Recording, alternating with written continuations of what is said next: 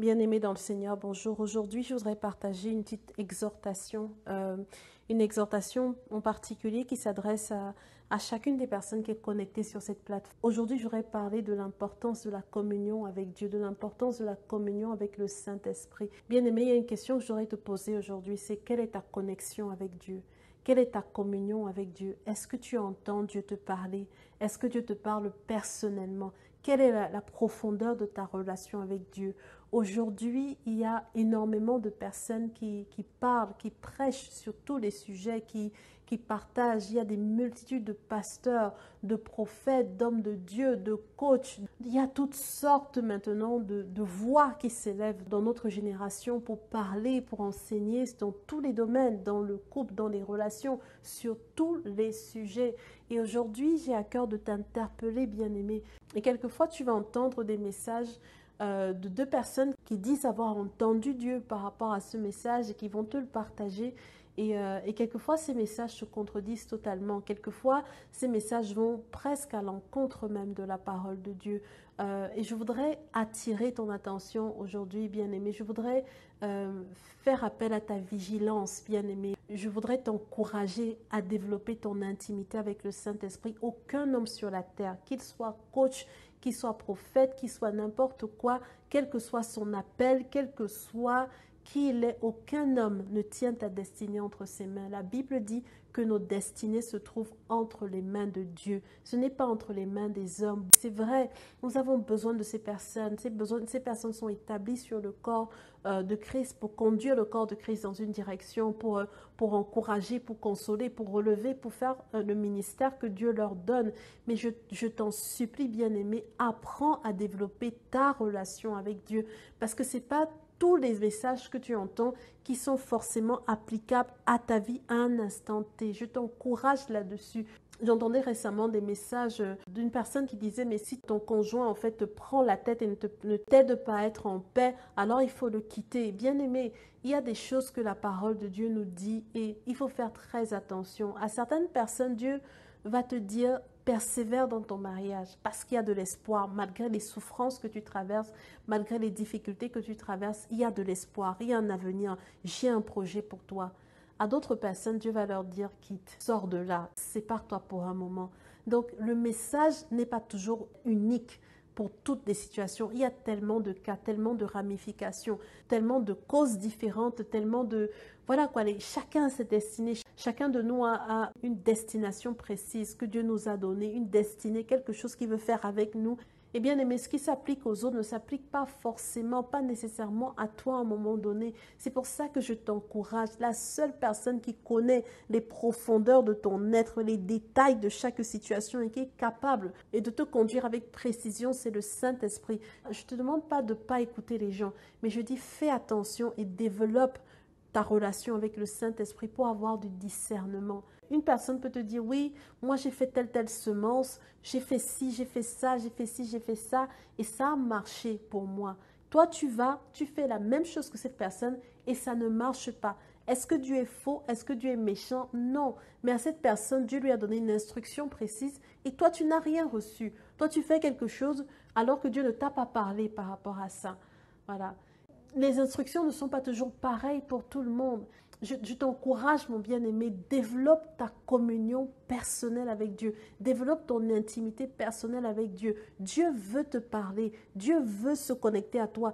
Une chose que je trouve absolument merveilleuse, c'est que depuis que nous avons donné notre vie à Jésus-Christ, le Saint-Esprit est venu habiter au-dedans de nous. Bien-aimé, là où tu es, si tu es chrétien, enfant de Dieu, né de nouveau, le Saint-Esprit est juste là, en toi. Et il est disponible, disposé à te parler à chaque instant de ta vie. Alors ne néglige pas cette voix. Il y a énormément de voix aujourd'hui dans le monde, mais c'est le Saint-Esprit qui va t'aider à discerner sur quelle fréquence te connecter, quel est le message qui convient à ta destinée, à ta vie, à ce qu'il veut faire avec toi à ce moment précis. Ce n'est pas tout le monde qui est censé aller dans une direction ou dans une autre. Et fais attention à ça, bien-aimé. Fais attention à qui tu écoutes et fais attention à ce que tu acceptes dans ton cœur. Fais attention à ça. La personne qui te donne du discernement pour savoir qu'est-ce que tu dois écouter, qu'est-ce que tu dois rejeter à certaines saisons de ta vie, c'est le Saint-Esprit.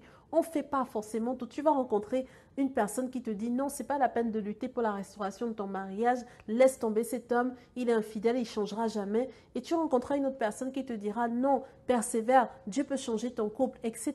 Et des fois, les gens sont confus. Et bien aimé, c'est biblique. Tout n'est pas toujours applicable à tout instant et de toutes les façons possibles. Il faut que Dieu te parle à toi spécifiquement.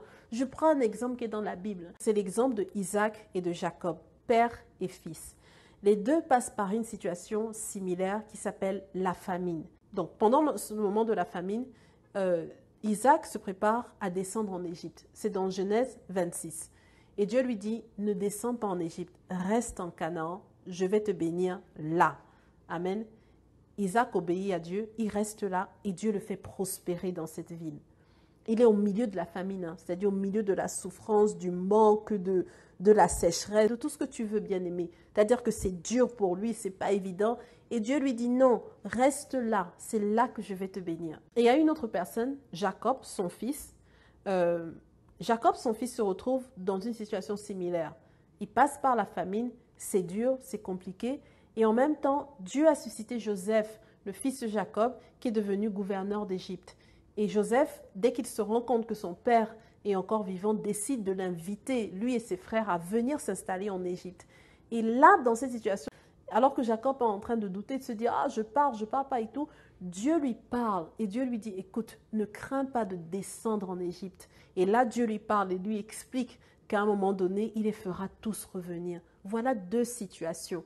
Les deux personnes connaissent à peu près la même situation de famine, mais à une personne, Dieu dit « Reste là au milieu de ta famine et je vais te bénir là. » Et à l'autre personne, Dieu lui dit « Sors de Canaan, va plutôt en Égypte. » Voilà deux cas.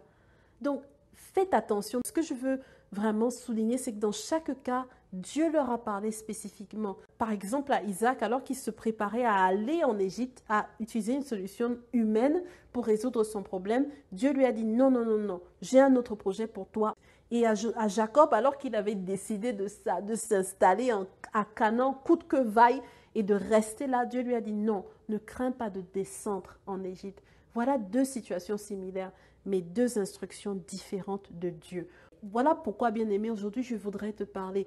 Quelle est ton intimité? Quelle est ta relation avec Dieu? Certaines personnes vont voir ce qui se passe dans ton mariage et vont te dire non, non, non, c'est trop dur, je ne peux pas supporter ça. Alors que Dieu veut que tu supportes ces situations parce qu'il a un plan pour toi, parce qu'il a quelque chose qu'il veut faire sortir à travers ta vie. Dans une autre situation, Dieu va voir le cas d'une autre personne et va lui dire non, non, non, non, non, ce n'est pas le plan que j'ai pour toi, sors de là. Voilà pourquoi, bien-aimé, c'est important que tu développes ta communion avec Dieu. La Bible dit que dans la fin des temps, les hommes se donneront une foule de docteurs parce qu'ils auront la démangeaison d'entendre ce qu'ils veulent. Et beaucoup de gens aujourd'hui, en fait, sont connectés à différentes fréquences. Il suffit d'aller sur YouTube ou d'aller sur différents réseaux sociaux. Tout le monde fait des lives. Tout le monde partage, des voix s'élèvent de partout. Mais au milieu de toutes ces voix bien-aimées, comment est-ce que tu fais pour discerner ce qui est pour toi aujourd'hui, ce qui convient pour toi, ta famille, ta destinée et la voie que Dieu a tracée? C'est en apprenant à écouter le Saint-Esprit. Le problème aujourd'hui, c'est qu'il y a beaucoup trop de gens qui sont ballottés à tout vent de doctrine. Oh, aujourd'hui, telle personne dit, ah non, non, non, non, il faut persévérer, il persévère. Une autre personne vient demain et dit, non, non, persévère plus, il lâche tout. Pourquoi? Eh bien, c'est à cause du manque d'intimité avec Dieu. Beaucoup trop de gens aujourd'hui ne lisent pas leur Bible, ne cherchent pas Dieu. Ils trouvent ça trop difficile de mettre à part du temps pour Dieu. Mais bien aimé, tu ne peux pas t'offrir ce luxe de vivre en dehors de la présence de Dieu. Tu ne peux pas te faire ce luxe. Bien-aimé, tu utilises ton temps tous les jours pour faire ce qui te paraît essentiel et utile à ta vie. Mais est-ce que tu as du temps pour Dieu? Est-ce qu'il y a un espace de ton temps que tu as mis de côté pour rencontrer spécifiquement le Dieu qui t'a créé? C'est important, bien-aimé. Tu ne peux pas t'offrir le luxe de vivre ta vie en dépendant de la voix des hommes de Dieu, des coachs, des ci, des ça. Apprends à chercher Dieu pour toi-même. Apprends à développer ton intimité avec Dieu. C'est le Saint-Esprit qui te dira, écoute cet homme, écoute cette femme, ou bien qui te dira dans tout ce message que tu viens d'entendre, voici ce que j'avais pour toi, voici la parole spécifique que j'ai pour toi par rapport à ta vie. C'est très important. Autrement, tu seras ballotté à gauche et à droite. C'est pas que ces hommes et ces femmes sont faux. C'est pas que ces hommes et ces femmes disent ces choses qui ne viennent pas de Dieu. Mais tout le monde, tout ce qu'on dit ne correspond pas nécessairement au type de nourriture, à ce qu'il faut à ton âme à un instant précis. Toutes ces personnes ne savent pas toujours quelle direction exacte il faut que tu prennes. Mais la Bible dit que le Saint-Esprit, qui est l'esprit de sagesse, l'esprit de révélation, l'esprit de force, l'esprit de puissance, habite juste là au-dedans de toi. Bien-aimé, ne va plus chercher loin. Développe ton intimité avec Dieu. Et Dieu te conduira dans ta vie de tous les jours. Dieu te montrera exactement ce que tu dois faire. Amen. Voilà, je t'encourage dans ce sens-là. Apprends à connecter avec Dieu. Alors sur le blog Vivre une vie de faveur, il y a pas mal de ressources qui t'aideront si tu en as besoin à connecter avec le Seigneur. Je t'encourage à écouter les ressources que j'ai postées dans la playlist Connecter à la fréquence du ciel. Ça va t'aider, bien-aimé, à grandir dans ta relation avec Dieu. C'est très important. Je ne t'encourage pas à te déconnecter de tes sources. Non, écoute ton pasteur, valorise, fais attention à ce que ton pasteur prêche sur le pupitre. Et quand tu as l'opportunité, écoute d'autres enseignements. C'est très important, ça aide à grandir. Mais ça ne peut pas être un substitut à ta relation avec le Saint-Esprit. Non, c'est important que tu développes ta relation avec Dieu parce que c'est Dieu qui te montrera spécifiquement quoi faire à un instant donné et comment le faire au nom de Jésus. Amen. Amen.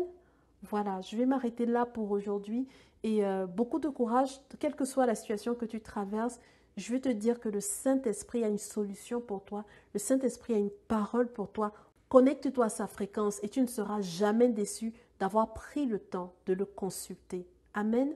Voilà, que le Seigneur te bénisse et je te dis à très bientôt pour une nouvelle vidéo Parole de grâce.